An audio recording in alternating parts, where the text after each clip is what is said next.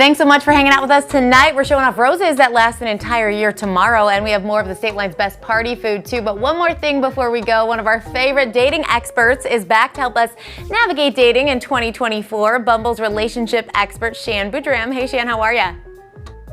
Good morning, Michelle. Happy month of love. Yes, month of love. Valentine's Day always has us single people remembering that we're single though, and maybe you can help us change things up this year. What are some of the new dating trends for 2024?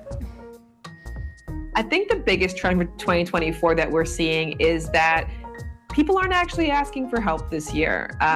It's called the year of self, and that in essence means that people are leaning into what feels right for them, and they're embracing that regardless of anyone else's timelines or expectations or the usual rules when it comes to dating. So we're seeing that in fun ways like generational blend. 2/3 of people are open to dating regardless of somebody's older or younger. So women in particular are open to dating younger if the connection is there. That's something new. The timeline decline is another one where women again are leading this trend and saying that I'm going based on what feels right for me, not based on what my grandma said I should be doing by X age. And then the last one is the betterment burnout one. And I love this one because I think during the pandemic, we all really focused on being the best version of ourselves, trying new things, optimizing ourselves. And now people are like, can I just be happy with who I am? And can I approach love from a sense of worthiness?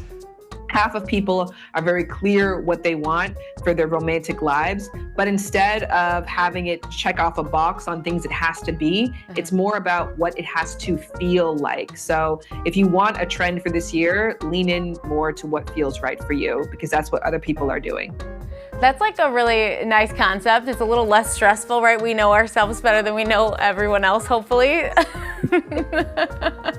So it's like a little easier to take in consideration what we want. I've always thought about this too. Like people are always worried when they're on a first date. Like I hope the other person likes me. When really, shouldn't we be more concerned that we like the other person?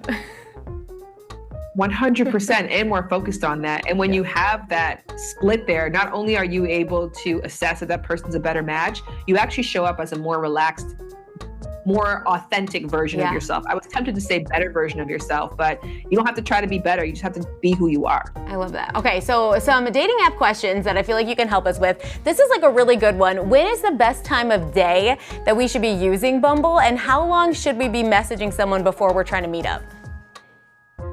Okay, so 7 to 8 p.m. typically on Mondays is a really great time. So you can use dating apps any time of the day. It's never a bad time to use it, but if you want the best time, that would be my suggestion for it. Okay. When it comes to figuring out when you should move from the apps to in real life, it depends on your system. Now, personally, when I was on Bumble and I was dating, I really liked quality over quantity. So I wasn't in a rush to get to the date. So I would utilize chat first. Then I would use the video call feature to have that, to see if we have that kind of connection there. And then I'd find a mutual place that feels right for us. And then I would go with my schedule. I'm not changing my plans or altering my life to fit dating in. That's a surefire way to experience date or burnout. So if you are going with a system that prioritizes yourself, prioritizes seeing if there's a genuine connection and using filters to all of their advantages, you may not have 20 dates a week, but you might have really, really great quality ones when you are in a space to have one. And you're probably more focused on just dating one person at the end of all of it, not 20 people at a time for too long. So it is a better idea. Yeah, it's a great idea. I think I really would double down on the video call feature. I don't think a lot of people or enough people really utilize that. That's like the date before the date. And if you feel the connection and flow there and you're sure that person's not Googling their personality, then you can have the conversation of, can we move this to something that requires more investment from both of us? All right. And as we lead up to Valentine's Day, before we go, what's your favorite way to spend Valentine's Day? What ideas have you experienced that you want other people to know about? I think the best way to spend Valentine's Day is the mutual way, right? It's just a day where, birthdays are all about you. And so people have to try to guess how you want to be celebrated, or you have that dialogue up front. But Valentine's Day is mutual. It's not just a holiday that's just for people who identify as women. So men are looking for acknowledgement as well. And the easiest way to know how to spend it is to have the conversation.